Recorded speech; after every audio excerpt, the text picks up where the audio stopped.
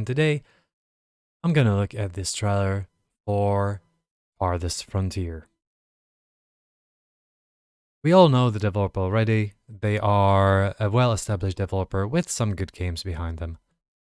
This is gonna be a settlement management game, heavily focusing on the management itself. It's probably gonna work on the grid-based system, which you can see probably in here, but I'm not sure 100% if it's gonna be a grid-based or if it's gonna be just a very small grid, which could seem like you have a lot of freedom, but it would still be grid-based. It might be completely without a grid, which is possible. What would be interesting to me if this is grid-based game, if the roads are actually part of the grid. So we need to have additional space, for example, like in Timberborn, or Settlement Survival as well, or Banished. Or if you need, if you don't need it, like in Frostpunk, where you just build roads between the houses.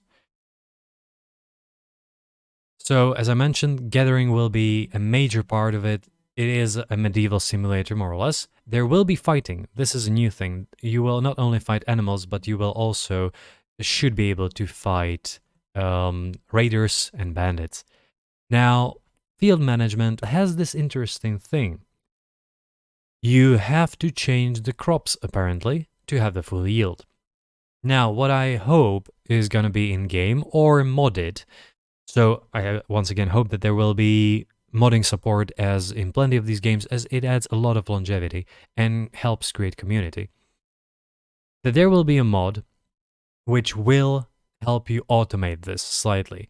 So for example, you could change it that year by year you change the things automatically. You could create like a 5-year cycle, which is something that would be logical, and it would remove some of the micromanagement that could be playing annoying later on. As we can see, the bulls there will be a heavy transport focus as well. You need to transport the things inside the city. Now this tanks a little. I know this is probably alpha or pre-beta. I'm not sure which one of those it is, or early beta. Let's say not pre-beta. Pre-beta is alpha. Early beta or late alpha. But you can see that the performance is tanking now. This is one of the things in the trailer that makes me a little bit sad. It really does. It just doesn't work. The charcoal in here, it just doesn't work. You wouldn't have charcoal in the city. You wouldn't. Charcoal burners were always outside of the city, and you wouldn't really enjoy them having them in the city because they smell. They smell a lot. So they were usually near the rivers and outside the cities.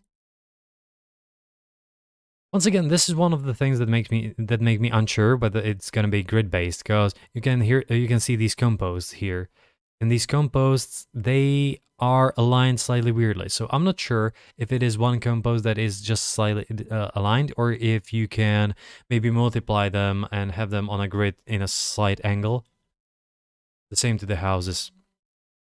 There will be levels of roads as well as fire hazards and other things that will have to, keep you on your toes. There seems to be a system of upgrades to houses as well. I'm not sure if it's gonna be like in Banished, for example, or Settlement Survival, where you start with wood, then you can go to stone, then you can go to bricks, and you need to upgrade every single house separately. Or if there's gonna be some bigger jumps in visuals, like in, for example, Age of Empires. We all know that, right? We all know that Age of Empires had this immense change every single time you moved in eras. It's more likely that you will have to upgrade every single house individually, and as you progress, the progress could be done probably the very similar way as in Age of Empires or Settlement Survival, that you could have like a major milestones, or maybe like in Frostpunk where you have these tiers of research. But then once you unlock the things or invent them, you will have to implement them one by one. I hope that that's going to be the case. Now this is much better. This is much smoother. Statues, cemeteries, wells, gardens. You will probably have to juggle plenty of things to make your citizens happy. There are windmills as well. And that's it for the trailer. The one thing that I kind of will be probably missing in here is some kind of, let's say, creative part. This is going to be one of those games which is going to be really about the management. It is going to be resource management, resource juggling, and happiness juggling. That's going to be it. Most likely, it will fall into the category of games that will, like Banished, like Settlement Survival, where your population will grow and grow and grow, and in time, as you run out of resources on the map, it will fall onto itself, it will collapse, it will implode.